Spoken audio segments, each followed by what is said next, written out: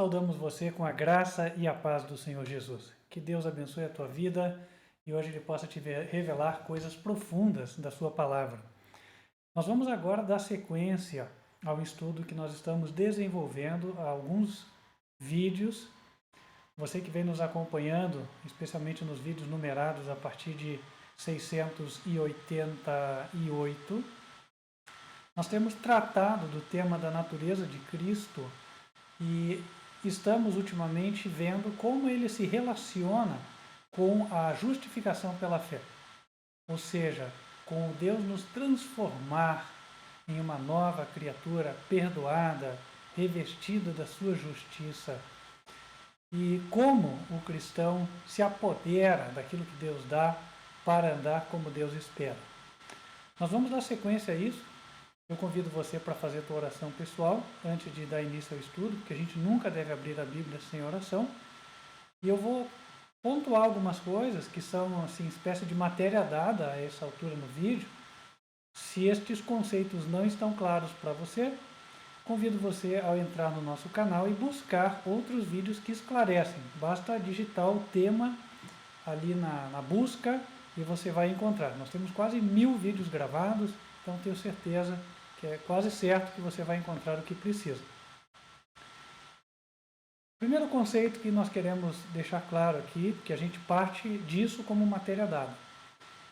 Em João 17, versículo 3, Jesus declarou que apenas o seu Pai, Ele e somente Ele, é o único Deus. Jesus se auto-excluiu. Lá ele diz, e a vida eterna é esta, que te conheçam a ti, Pai, como único Deus verdadeiro, e a Jesus Cristo, a quem enviaste. Jesus Cristo se coloca como aquele a quem o único Deus verdadeiro enviou. Então, é derrubado por terra o conceito de que Jesus é Deus, certo? Então, nós partimos do entendimento bíblico de que ele não é Deus. O que ele é? O que ele mesmo disse. Em João 10, verso 36, ele falou, eu sou filho de Deus. Agora vamos entender um pouco melhor a natureza dele. Também vou rapidamente pincelar um conceito o qual nós já estudamos, para nós podermos avançar. Em Hebreus capítulo 2, falando da humanidade de Jesus, a Bíblia diz o seguinte, verso 14, e visto como os filhos participam da carne e do sangue, também ele participou das mesmas coisas, para que, pela morte, aniquilasse o que tinha o império da morte, isto é, o diabo. Nós temos um corpo que tem carne e sangue. Se você se cortar, logo tem a evidência. Jesus participou disso. O corpo dele também era como o nosso. Carne, sangue, osso. Lembrem que o sangue dele foi vertido na cruz, em que ele suou gotas de sangue no jardim do Getsemane. Aqui diz que ele participou das mesmas coisas. Um pouco para trás aqui, no versículo 11, é dito que Jesus não se envergonha de nos chamar irmãos. Portanto, a natureza humana, no tocante ao seu corpo físico, era exatamente igual à nossa, sem nenhuma diferença, ok? Humano como nós, sujeito às fraquezas do corpo humano, da natureza humana caída. E a partir daqui, quando nós falarmos natureza humana ou natureza caída do homem, entenda como sendo corpo físico enfraquecido. Não é igual àquele de Adão. Adão saiu das mãos de Deus, segundo evidências bíblicas, não vou tratar todas elas aqui, mas ele teria cerca de 4 metros de altura, com certeza muito mais força física, mais vitalidade. As pessoas naquela época viviam quase 1000 anos. Não assim quando Jesus veio. A raça já estava enfraquecida por 4000 anos de pecado. Ela tinha degenerecido em estatura também. A estatura já era relativamente próxima à nossa hoje, para não dizer igual. E também o tempo de vida era semelhante ao nosso. Os homens dificilmente passam de 100 anos, quase nunca chegam a 120. Antes do dilúvio, Deus tinha dito que ia limitar o período de vida dos homens em 120 anos. Colocado isso, agora sim nós podemos avançar. Jesus, homem como nós. Agora ele nasceu. Como? Há uma diferença entre ele e nós e essa é preciso deixar bem esclarecida aqui para que nós possamos avançar e estabelecer os conceitos que vamos estabelecer pelo estudo da palavra. Em Lucas capítulo 1, versículo 35, quando o anjo anuncia o nascimento de Jesus para Maria, ele diz: descerá sobre ti o Espírito Santo, e a virtude do Altíssimo te cobrirá com a sua sombra, pelo que também o santo que de ti há de nascer será chamado Filho de Deus. Jesus nasceu santo. E o que significa alguém santo? Ora, santo é uma pessoa que aborrece o mal, aborrece o pecado. Assim era Jesus. Nós não nascemos santos. E aqui há uma diferença entre ele e nós. Quando ele nasceu, a mente dele era a mente de um ente santo, não é como a nossa. É uma mente de um ser, filho de um pai e uma mãe pecadores e que, portanto, tem inclinação a pecar. Essa inclinação é explorada por Paulo em Romanos 8. Ali ele fala dessa inclinação se referindo ao nosso nascimento. Nós vamos explorar ela daqui a pouquinho, mas antes eu quero só passar um texto para você, que é o de João, capítulo 3, para nós conseguirmos chegar aonde nós devemos chegar. Em João 3, versículo 6, o Senhor Jesus, falando para Nicodemos, disse: o que é nascido da carne é carne. O que é nascido do Espírito é Espírito. Não te maravilhes de ter dito: necessário vos é nascer de novo. Ele começa falando que o que é nascido da carne é carne. Aqui ele se refere ao nascimento do homem. Posso comparar ao nosso nascimento na maternidade ou em casa, de acordo com as circunstâncias do nascimento de cada um. O que é nascido da carne é carne. Está aqui, carne e osso, como você, como eu. Essa carne aqui, ela tem algumas inclinações. Por quê? Porque nós herdamos do nosso pai e da nossa mãe tendências. De forma que muitas vezes você olha o filho fazendo as mesmas coisas do pai e diz: tal pai, tal filho. Essa tendência também é chamada inclinação da carne pelo apóstolo Paulo. Lá em Romanos capítulo 8, ele diz assim, versículo 5: porque os que são da carne inclinam-se para as coisas da carne.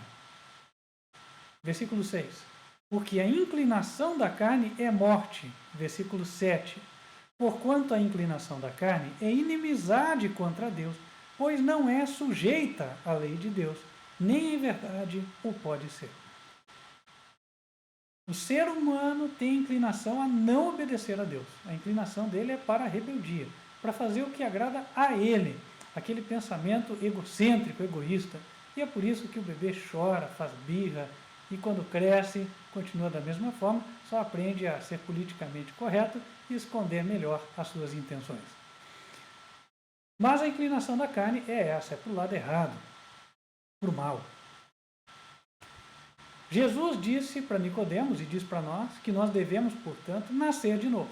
Nós não nascemos como santos, e Jesus nasceu como santo. E aí restaria um argumento: poxa, mas então como eu posso andar como ele andou se eu não sou como ele é? E aí está a maravilha da justificação pela fé. No Evangelho de João, capítulo 3, no versículo 6, ele tinha dito: o que é nascido da carne é carne, e o que é nascido do Espírito é Espírito. Ele propõe um novo nascimento, um nascimento do Espírito. Isso quer dizer, receber o Espírito Santo de Deus. Versículo 7. Não te maravilhes de ter dito: necessário vos é nascer de novo. Então, em dado momento da nossa vida, podemos receber o Espírito Santo de Deus e nascermos de novo. Em Atos 2, versículo 38, o apóstolo Pedro falou para os judeus que eles poderiam nascer do Espírito. disse: arrependei-vos e cada um de vós seja batizado em nome de Jesus Cristo para perdão dos pecados e recebereis o dom do Espírito Santo. Agora notem uma coisa aqui. Espírito é santo. Eu recebo o Espírito Santo. Eu não tinha santidade. Jesus nasceu santo, eu não nasci. Mas quando arrependi-me dos meus pecados pela operação do Espírito na minha vida, quando eu aceitei a Jesus, então eu recebo o dom do Espírito Santo. A santidade que eu não possuía, Deus coloca no meu coração. E agora, biblicamente falando, pode-se dizer que o crente é santo. Ah, pastor, você está exagerando, não é assim, né? O crente é só justificado. Claro, quando o crente aceita Jesus, ele é justificado, ninguém questiona isso. Só que nós devemos compreender o que significa ser justificado pela fé. Em Romanos capítulo 3, no versículo 25, quando ele fala da justificação, do ato de Deus de perdoar o homem, diz assim: Deus propôs para a propiciação pela fé no seu sangue, para demonstrar a sua justiça pela remissão dos pecados dantes cometidos sob a paciência de Deus. Deus foi paciente com as minhas faltas, com os meus pecados até hoje. Então, ele esquece o meu passado. Como é que ele esquece? Por causa do sangue de Jesus. Por isso diz fé no sangue de Jesus. Jesus morreu por mim. Em Romanos 6, 23 diz: o salário do pecado é a morte. Mas Jesus morreu, então eu estou perdoado e eu vivo porque eu creio nele. Mas quando eu creio nele, eu recebo o Espírito Santo, como nós vimos em Atos. E ao receber o Espírito Santo, o que acontece conosco? Ora, nós nascemos de novo. E a Bíblia usa várias expressões para se referir a este novo nascimento. Uma expressão é, por exemplo, nova criatura. Está lá em 2 Coríntios, capítulo 5. Convido você para abrir comigo. Versículo 17. Assim, se alguém está em Cristo, nova criatura é. As coisas velhas já passaram, eis que tudo se fez novo. Opa, algo mudou. Eu era inclinado ao mal. E agora, o que acontece? Eu sou uma nova criatura. Tem algo diferente aqui. Mais especificamente, vamos para outro verso que vai nos esclarecer isso. Livro de Efésios, capítulo 4. No versículo número 22, que quanto ao trato passado, vos despojeis do velho homem, que se corrompe pelas concupiscências do engano, e vos renoveis no espírito do vosso sentido, verso 24, e vos revistais do novo homem, que, segundo Deus, é criado em verdadeira justiça e santidade. Vamos explorar um pouco esse verso. Quando nós nascemos de novo, a Bíblia se refere a esse novo estado como sendo uma nova criatura. E aqui traz uma outra referência, uma outra expressão para se referir à mesma coisa, que é o novo homem. Existe o velho e o novo. O velho homem é aquele que nasceu da maternidade, com as inclinações ao pecado recebidas do seu pai e da sua mãe. Agora, o novo homem é aquele que nasce do Espírito, recebe o Espírito Santo de Deus. E aqui diz que o novo homem é criado em verdadeira justiça e santidade. Aqui está a essência, aqui está o segredo. O novo homem, quando ele se converte, ele não só é feito justo, mas ele também é feito santo. Aquela santidade que não existia em nós, agora ela passa a existir. Por quê? Porque o Espírito Santo de Deus foi derramado em nós. Por isso o novo homem é criado em justiça e santidade. E agora eu volto ao ponto. Talvez você se admire. Mas como? Como que o crente recém-convertido pode ser santo? Eu vou dizer para você, ele deve ser santo e não sou eu. Na verdade, eu só estou aqui ecoando as palavras da Bíblia. Nós vamos ver aqui que no tempo da Igreja Apostólica, todo e qualquer crente convertido era santo. E temos aqui várias passagens que comprovam esta verdade. A primeira delas, Romanos capítulo 1, versículo 7. Paulo escreve aos crentes que estavam em Roma, dizendo: a todos os que estáis em Roma, amados de Deus, chamados santos. Vamos para frente. 1 Coríntios, capítulo 1, versículo 2. A igreja de Deus que está em Corinto, aos santificados em Cristo Jesus, chamados santos. Quem conhece um pouquinho mais da Bíblia sabe que a igreja de Corinto era uma igreja que tinha uma série de problemas. Mesmo assim, aqui é dito, né, eles eram santos. Como? Ora, porque eles se converteram. E quando se converteram, o Espírito de Santidade foi derramado sobre eles. Além disso, nós vamos lá para Efésios, capítulo 1, versículo número 1. Convido você para abrir comigo.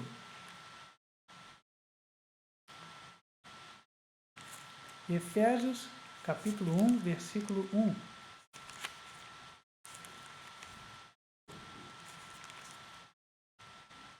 Paulo, apóstolo de Jesus Cristo, pela vontade de Deus, aos santos que estão em Éfeso. Então, toda a igreja de Éfeso, os santos, os convertidos que estão lá. Em 2 Coríntios 13, versículo 12.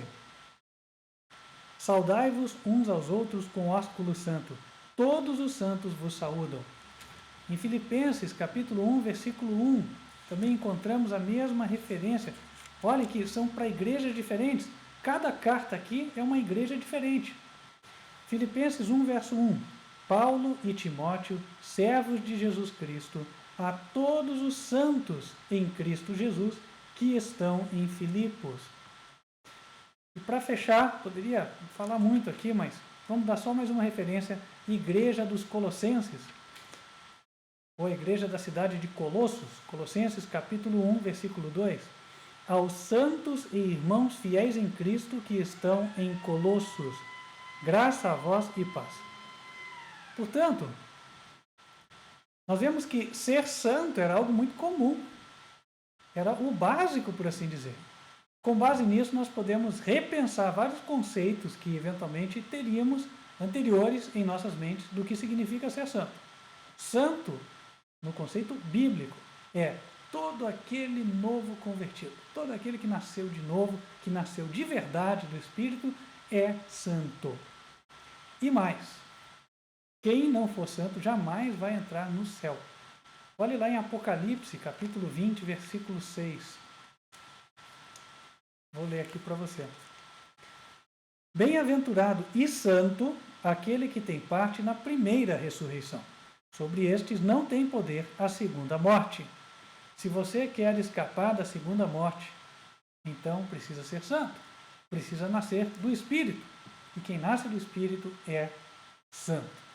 Note que então há uma mudança de natureza. E essa mudança da carne para o Espírito, ela também é representada por Paulo em Romanos capítulo 8. Convido você para abrir comigo. Romanos 8, versículo 4.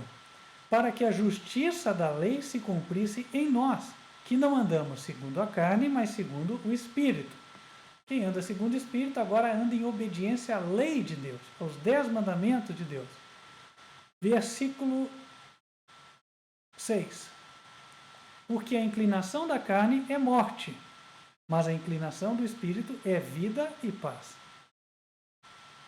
Versículo 5. Os que são da carne inclinam-se para as coisas da carne, mas os que são do Espírito, ou segundo o Espírito, para as coisas do Espírito. Quem é nascido do Espírito se inclina para as coisas do Espírito. E o Espírito é santo, portanto, ele se inclina para as coisas santas. Isso significa dizer que ele se inclina para aquilo que está em harmonia com a vontade de Deus. Melhor dizendo, que ele se inclina para a obediência à lei de Deus. Quando a gente fala que ele se inclina para as coisas santas, é o mesmo que dizer que ele se inclina para a obediência. Porque em Romanos 7, versículo 12, a Bíblia diz que o mandamento de Deus é santo. Então, quando Deus põe santidade em nós, ele põe conformidade com a sua lei. Ele nos faz gostar de obedecer, nos alegrar em obedecer a sua lei. Ah, você acha que isso é impossível? Então, peraí. Essa era a experiência que o salmista tinha. É a experiência que todo convertido deve ter. Salmos, capítulo 40, versículo 8. Abra lá comigo. Vamos abrir lá. Diz assim: deleito-me em fazer a tua vontade, ó Deus meu. Sim, a tua lei está dentro do meu coração. A alegria na obediência. Então, a mudança do velho homem para o novo homem, do não convertido para o convertido, do homem não justificado para aquele que foi justificado pela fé, é uma só. Ele antes se inclinava para o mal, amava o mal e aborrecia o bem. Por mais que você ache que não, se ele amava agradar o eu, ele amava o mal aos olhos de Deus. Mas ele passa desta situação para uma outra, na qual ele aborrece o mal e ama o bem. Todo o que vai estar no céu recebeu esta santidade. Inclusive o ladrão na cruz. Tem gente que fala, não, mas e o ladrão na cruz? O ladrão na cruz é interessante, o relato dele nos diferentes evangelhos, ele é diverso. Primeiramente, os evangelhos dizem que os dois ladrões blasfemavam de Jesus. E depois ela diz que um deles repreendia o outro, falando, olha, mas tu nem ao menos temes a Deus, estando sob igual sentença, nós com justiça, porque fizemos o que os nossos maus feitos nos trouxeram, né? Mereciam, mas este nenhum mal fez. Aí ele olha para Jesus e fala, lembra-te, Senhor, de mim quando estiveres no teu reino. Então houve uma mudança. Aquele que blasfemava, agora justifica a Cristo. Aquele que amava o erro, agora ele aborrece o erro. Ele aborrece aquela blasfêmia contra Cristo. Isso é o que deve acontecer na vida de cada pessoa. Agora, a partir daí, nós podemos repensar muita coisa. Quer dizer, puxa vida, o Espírito de Santidade vem, então agora eu efetivamente sou uma pessoa que está em harmonia com a santidade, tenho alegria na obediência. O que Deus requer de mim, então? Nós já vamos tratar disso. Mas antes disso eu quero trazer um outro conceito, porque está bem na hora da gente encaixar isso aqui e eu acho que vai nos ajudar. Quando nós recebemos a santidade, nós nos tornamos participantes da natureza divina. Em Levítico capítulo 19, versículo 2, esse conceito é explorado nas seguintes palavras. Deus diz, fala a toda a congregação dos filhos de Israel e dize-lhes, santos sereis, porque eu, o Senhor vosso Deus, sou santo. Primeiro, repisando o que já dissemos há pouco. Note que Deus fala para toda a congregação de Israel. Não é que alguns seriam santos e os demais não. Alguns alcançaram o status de santo, enquanto outros não. Não, não é assim. Todos. Deus falou, fala para todos. Santos sereis. Então, quando recebe o Espírito Santo, torna-se santo. Agora, por quê? Porque eu, o Senhor vosso Deus, sou santo. Ou seja, vocês vão ser como eu sou. Vão ter a natureza que eu tenho. E no Novo Testamento, o apóstolo Pedro se refere a isso usando a expressão natureza divina. Em 2 Pedro, capítulo 1, versículo 4, ele diz assim,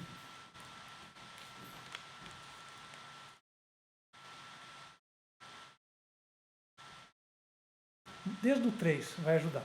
Visto como o seu divino poder nos deu tudo o que diz respeito à vida e piedade, pelo conhecimento daquele que nos chamou por sua glória e virtude, pelas quais ele nos tem dado grandíssimas e preciosas promessas, para que por elas fiqueis participantes da natureza divina, havendo escapado da corrupção que, pela concupiscência, há no mundo.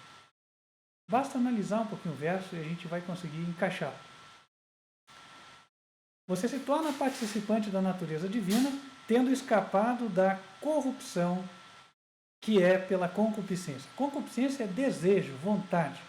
Qual é a vontade que há no mundo? Ora, a vontade que leva ao mal, o desejo do mal, o gostar do mal e o não gostar do bem.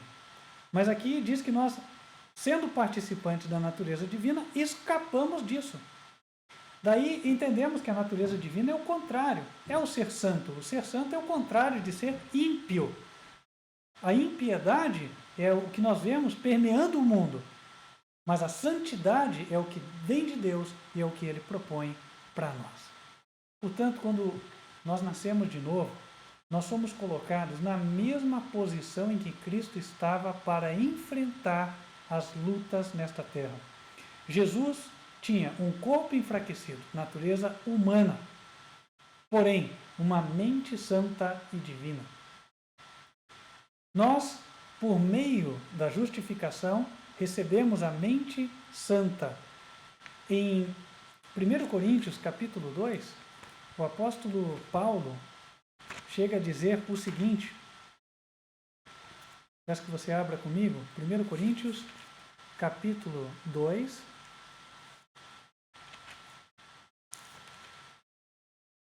versículo 16. Mas nós temos a mente de Cristo. Ora, não quer dizer que nós viramos um computador aqui que fica só sendo escravo do que Cristo fala, não é assim. O que ele está querendo dizer é que nós somos participantes da mesma santidade. Então, temos a repulsa ao mal que estava na mente de Cristo. E quem fez isso? Deus colocou, é um milagre, Ele fez. Toda a glória seja dada a Ele, amém por isso. A gente pensa, nossa, mas que sublime é ser santo, verdade? Portanto, que sublime é a obra de Deus nas nossas vidas. A partir daí nós vamos enfrentar a Satanás, o mundo e as tentações, estando na mesma posição que Cristo. Neste sentido, a vida de Cristo pode se reproduzir na nossa vida. Vai depender do quê? Da escolha. Cristo escolhia manter-se assim. Ele aborrecia o mal e ele resistia às tentações. Ah, mas como que ele venceu? A forma pela qual ele venceu é a fórmula da nossa vitória. Em Hebreus, no capítulo 5, a Bíblia diz o seguinte, versículo 7. O qual, falando de Jesus, nos dias da sua carne, oferecendo com grande clamor e lágrimas, orações e súplicas ao que o podia livrar da morte, foi ouvido quanto ao que temia. Ainda que era filho, aprendeu a obediência por aquilo que padeceu. E sendo ele aperfeiçoado, veio a ser causa da eterna salvação para todos os que lhe obedecem. Jesus orou, suplicou a Deus para que Deus o livrasse de ser derrotado e, por consequência, cair sob o poder da morte, porque o salário do pecado é a morte. Então ele foi tentado e, da maneira pela qual ele venceu, nós também podemos. Ele suplicou ao Pai, ele pediu, e quando ele pediu foi atendido, e tendo sido atendido, venceu. O Senhor, na própria oração modelo, que é a oração do Pai Nosso, nos aconselha a orarmos pedindo para que Ele nos livre do mal. Queria convidar você para abrir comigo em Mateus 6, verso 13. Ele diz, não nos deixes cair em tentação, mas livrai-nos do mal. Ora, se nós oramos e pedimos, Deus vai fazer com que nós nos abstenhamos do mal, com que nós não pratiquemos o mal e retenhamos a santidade que Ele nos deu. Ah, eu quero fazer o bem, mas estou sendo pressionado para fazer o mal, mas não preciso ceder. E quando eu resisto ao mal, seguindo o exemplo de Jesus, este ato de resistir, ele consiste-se na santificação. A santificação é abster-se do mal. E não sou eu quem digo, esse é um conceito bíblico. Abra lá em 1 Tessalonicenses, capítulo 4, versículo 3. Porque esta é a vontade de Deus, a vossa santificação, que vos abstenhais da prostituição. Versículo 7. Porque Deus não nos chamou para a imundícia, mas para a santificação. Então vamos meditar aqui. Abster-se da prostituição, por princípio, nos leva a entender que Deus quer que nós nos abstenhamos de toda e qualquer espécie de mal. E assim que nós nos abstemos do mal, nós retemos o que já recebemos. Nós recebemos o Espírito Santo, correto? A mente de Cristo, a santidade. Na prática, isso significa aborrecer o mal e amar ao bem. Mas se nós começarmos a praticar o mal, vamos logo amar de novo o mal. Então temos que resistir a isso. Isso é abster-se do mal. Isto é santificação. Portanto, a santificação é a obra de uma vida e tem que ser. Por quê? É o resistir constantemente ao mal durante o decurso total da tua vida. E da minha também. E à medida que nós mantemos essa santidade, nós mantemos a nossa identidade divina. O que é isso, né? Nós vimos há pouco, o apóstolo Pedro diz que nós recebemos a natureza divina, quer dizer, recebemos a santidade. A santidade é a própria natureza divina, é o que identifica alguém que é da família do céu. Por quê? Porque alguém que aborrece o mal é alguém que está pertencendo à família de Deus. E entre as diversas linguagens ou expressões que a Bíblia usa para se referir a esses membros da família, ela chega a dizer em Salmos 82 algo muito interessante que merece ser explorado aqui. Salmos 82, verso 6, diz: Vós sois deuses, e vós outros sois todos filhos do Altíssimo. Olha que interessante. Quando nós somos participantes da santidade de Deus, a inspiração declara que nós somos deuses. Quer dizer, nós temos a mesma natureza que ele tem. Isso não significa que nós nos tornamos todos poderosos e que vai sair raio da nossa mão aqui para fazer alguma coisa.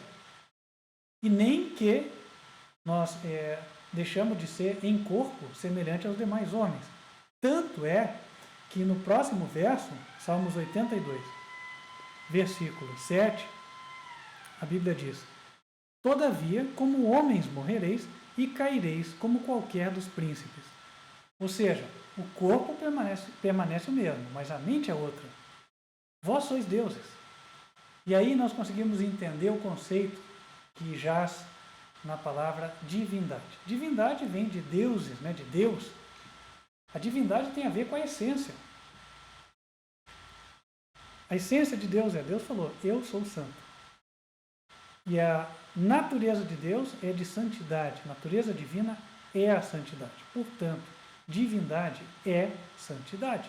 Divindade é esse atributo de Deus, santidade. E aí, entendendo isso, nós podemos compreender melhor duas coisas. E isso vai repercutir na nossa experiência cristã. A Bíblia diz em Colossenses 2, versículo 8, que em Cristo habita a plenitude da divindade. Nós já tratamos disso em outros sermões. Paulo apresenta isso em contraste, por contraste. Ele fala que a divindade aqui é o contrário dos rudimentos do mundo, ou seja, da impiedade. Nós vamos de novo ler o versículo 8 para depois eu trazer aquilo que gostaria que é a novidade para a mensagem de hoje, tá? Colossenses 2, versículo 8. Tende cuidado para que ninguém vos faça, tende cuidado, repito, para que ninguém vos faça presa sua, por meio de filosofias e vãs sutilezas, segundo a tradição dos homens, segundo os rudimentos do mundo, e se não segundo Cristo, porque nele habita corporalmente toda a plenitude da divindade. Volto a repetir, o que se entende por contraste. O contraste é entre a divindade e os rudimentos do mundo. Não deixem ninguém enganar vocês, diz Paulo. Não deixem que ninguém vos leve a praticar os rudimentos do mundo. Ou seja, não deixe que ninguém induza vocês a irem para o caminho da impiedade. Fiquem no caminho de Cristo, porque nele habita a plenitude da divindade. Ou seja, o contraste é impiedade versus santidade. Isso vai em linha com o que já estamos estudando. Nós somos deuses porque participamos da santidade de Deus. Não porque nós tenhamos mérito, não porque nós tenhamos conseguido, mas porque Deus nos concedeu. Deus derramou seu Espírito Santo sobre nós. Então a santidade está aqui. Esta santidade faz com que nós aborreçamos o mal, e nisso nós somos identificados como semelhantes a Deus e aos seres celestiais. Em Cristo, no corpo de Cristo, diz, habita a plenitude da santidade, da divindade. Agora, isso não é uma prerrogativa apenas de Cristo, é o desejo de Deus que isto ocorra também na nossa vida. Isso é bíblico. Está em Efésios, convido você para abrir, Efésios capítulo 3, versículo 19. Diz assim, falando para nós, e conhecer o amor de Cristo, que excede todo entendimento, para que sejais cheios de toda a plenitude de Deus. A plenitude da santidade divina pode e deve estar em nós. O que nos compete? Ora, o que nos compete é mantermos a santidade. Quem nos comunica a santidade? É Deus, através do seu Espírito que Ele envia por meio de Jesus Cristo. E é desejo de Deus de que nós sejamos participantes da sua santidade. Isto o apóstolo Paulo fala com todas as letras em Hebreus capítulo 12. Abra lá por gentileza. Versículo 10. Fazendo um comparativo entre os pais humanos e Deus. Porque aqueles, refere-se aos pais humanos, na verdade, por um pouco de tempo nos corrigiam como bem lhes parecia. Mas este, Deus, para nosso proveito, para sermos participantes da sua santidade. Está aqui. Nós devemos ser participantes da sua santidade. Isso implica em resistir ao mal. Quando Paulo fala que Deus nos corrige, ele nos diz que nós somos atribulados. Ele fala que nós carregamos uma cruz. A cruz é sofrer para se manter no caminho da santidade, porque Satanás nos ataca e ele usa pessoas para nos atacar. Mas nós podemos vencer. No versículo 4 ele diz, ainda não resististes até o sangue, combatendo contra o pecado. Portanto, meu querido irmão, minha querida irmã, aqui fica um convite do Senhor para nós. Uma vez tendo recebido a santidade, uma vez tendo sido convertido, justificado pelo Senhor Jesus, faça bom uso do que recebeu. Deus colocou em você o desejo de fazer a vontade dele, de servi-lo. E você deve seguir neste caminho. Agora, como? A Bíblia diz o seguinte, que a palavra do Senhor tem que habitar em nós ricamente. E isto é o que falta na vida das pessoas. Nós já falamos disso no sermão anterior, eu só vou repisar aqui. Em Colossenses 3, verso 16 diz, a palavra de Cristo habite em vós abundantemente em toda sabedoria, ensinando-vos e admoestando-vos uns aos outros, com salmos, hinos e cânticos espirituais, cantando ao Senhor com graça em vosso coração. E a palavra de Cristo, ela é Espírito. Em João 6, verso 63, Jesus disse, o Espírito é o que vivifica, a carne para nada aproveita. As palavras que eu vos digo são Espírito e são vida. As palavras de Jesus são Espírito. Se eu leio a Bíblia e creio no que está ali, como sendo uma promessa para mim, creio com fé, acontece que aquilo vai ser incorporado à minha vida.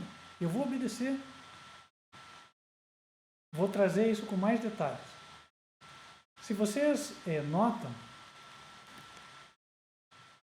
aliás, antes de avançar, falta um ponto aqui interessante. A palavra é Espírito, mas o Espírito é Santo. Então, cada vez que eu estou lendo a palavra de Deus, eu também estou recebendo uma porção do Espírito Santo. Então, o que acontece? Eu continuo caminhando em santidade. E aí,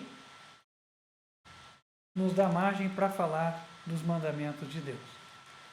Muitos olham os mandamentos como um jugo de servidão, mas eles não entenderam o Evangelho. Porque nós vimos que a palavra tem que habitar em nós. E os 10 mandamentos, eles são chamados de as 10 palavras. Poucos talvez tenham conhecimento disso. Mas em Deuteronômio, capítulo 4, versículo 13, diz: Então vos anunciou ele o seu concerto, que vos prescreveu, os 10 mandamentos. Em outra versão diz as 10 palavras. Agora, cada um dos mandamentos, se você parar mesmo para analisar eles, vai ver que ele é apresentado em tempo futuro. Por exemplo, Êxodo 20, verso 14. Não adulterarás. É o que você será daqui para frente. Então ele é uma promessa. É uma promessa que transforma a tua vida. Por quê? Essa palavra é espírito. Nossa, que coisa, não consigo entender. Aceite. Aceite porque é. Porque Deus falou. Volto para 2 Pedro, capítulo 1, verso 4. Deus nos deu promessas para que por meio delas nos tornemos participantes da natureza divina. Cada vez que eu for lendo a Bíblia, eu vou descobrir mais sobre a vontade de Deus e descobrindo, vou estando conforme esta vontade. Então, vou mantendo a santidade, porém aumentando ou crescendo em estatura espiritual, crescendo em conhecimento. Vai acontecer comigo o que acontecia com Cristo. Cristo era tão santo quanto Deus enquanto estava na terra, mas ainda assim ele crescia espiritualmente, conhecendo mais a vontade de Deus e obedecendo. Em Lucas 2, versículo 52, a Bíblia diz: E crescia Jesus em sabedoria e em estatura e em graça para com Deus e os homens. Nós também devemos crescer em sabedoria. A sabedoria está aqui na palavra do Senhor, a qual o Senhor espera que nós a estudemos. E que essa palavra nós a estudemos tanto a ponto dela habitar abundantemente em nós, ricamente em nós. E aí, vamos conhecendo, nos colocando em harmonia, ou seja, obedecendo e crescendo. Em Lucas 2, verso 40, a Bíblia diz que Jesus, o menino, crescia e se fortalecia em espírito. O Espírito nos é concedido enquanto estudamos a palavra, quando oramos e pedimos, nas reuniões da igreja. Lembre-se que Deus derramou o Espírito Santo quando a igreja estava reunida lá no Pentecostes. Mas quando eu digo reuniões da igreja, eu me refiro a reuniões dos santos, aqueles que estão vivendo esta experiência que nós estamos comentando aqui. Não reuniões de pessoas que se dizem cristãs, mas a vida desmente a sua profissão, tá?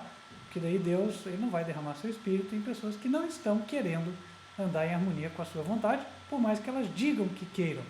Existe uma diferença entre dizer e querer. Lembre-se que o mesmo Senhor diz na tua palavra, na sua palavra: Este povo me honra com os lábios, mas o seu coração está longe de mim. E em vão me adoram, ensinando doutrinas que são preceitos de homens. Então, nós estamos falando da congregação dos santos, aqueles que efetivamente foram justificados e mudaram de vida e vivem hoje em santidade. Chegamos até aqui e nosso apelo é que continuemos. Vocês viram que Jesus, ele é efetivamente, portanto, o nosso exemplo de santidade. Antes da conversão, não tinha nem como seguirmos o exemplo dele, porque ele nasceu santo e nós não. Mas, após a conversão, somos colocados em igualdade de condições com ele. E assim como Cristo venceu, nós podemos vencer. Siga de perto o Mestre. É o sincero apelo que o céu faz para cada um de nós. Você quer segui-lo? Se é o teu desejo, quero orar por você neste momento. Vamos fechar os olhos? Senhor nosso Deus, nosso Pai, quero agradecer pela maravilhosa palavra do Evangelho e o Senhor nos ensinar como vencer o mal, mostrar que o mal pode ser vencido nas nossas vidas e que podemos andar em santidade. Derrama o Teu Espírito sobre nós, livra-nos do mal e guia-nos pelo caminho da obediência. Faze-nos aprender cada vez mais da Tua palavra que tenhamos prazer em estudar e que esta palavra habite em nós abundantemente. Dá-nos a vitória contra o pecado. Esteja conosco, ó Deus. Guia-nos como tua santa igreja para refletirmos a imagem de Jesus e fazermos a tua vontade na terra. É o que pedimos em nome de Cristo Jesus. Amém. Nós vamos ficando por aqui e eu quero estender alguns convites para você. O primeiro deles é o que estudamos aqui, eu tenho em parte já escrito. Gostaria de compartilhar com quem tem interesse. Se é o teu interesse receber, entre em contato pelo WhatsApp. Nosso número é 55 para quem está fora do Brasil. No Brasil, 41 99509 8425. Vai ser um prazer compartilhar. É um draft, um esboço, mas pode ajudar, principalmente porque foram muitos textos abordados, e aí você pode estudar com mais calma, com mais tempo.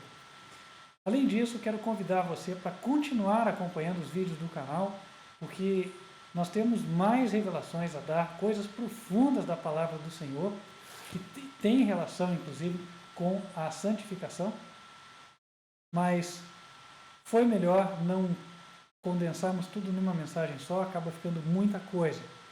Portanto, continue nos acompanhando. Nosso canal é youtube.com/TV Advertência Final.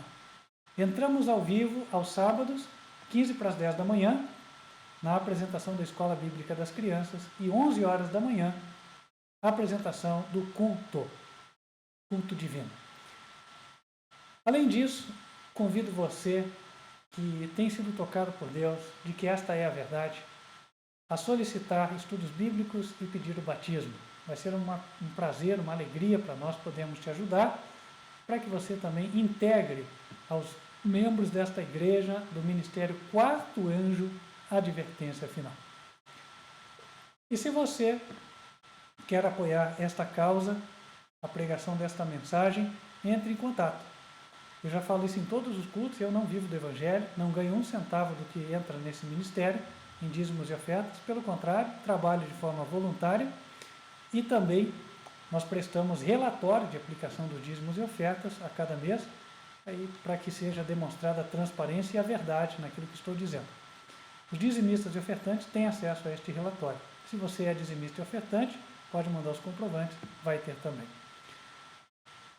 E esta obra tem que continuar. Nós vamos avançar com este Evangelho, já estamos em 22 países, mas pretendemos chegar aos mais de 200. Para isso, muito esforço, bênçãos do Senhor e apoio são necessários. Contamos com a graça do Senhor e com aqueles que Ele tocar. Vamos ficando por aqui, mas antes eu queria invocar as bênçãos do Senhor sobre a tua vida. Te convido a fechar os olhos. Que o Senhor te abençoe e te guarde. Que o Senhor faça resplandecer o seu rosto sobre ti e de ti tenha misericórdia. Que o Senhor levante sobre ti o seu rosto e te dê a paz. Amém. Que Deus te abençoe. Espero estarmos juntos nas próximas oportunidades, se Ele assim o quiser. Até lá.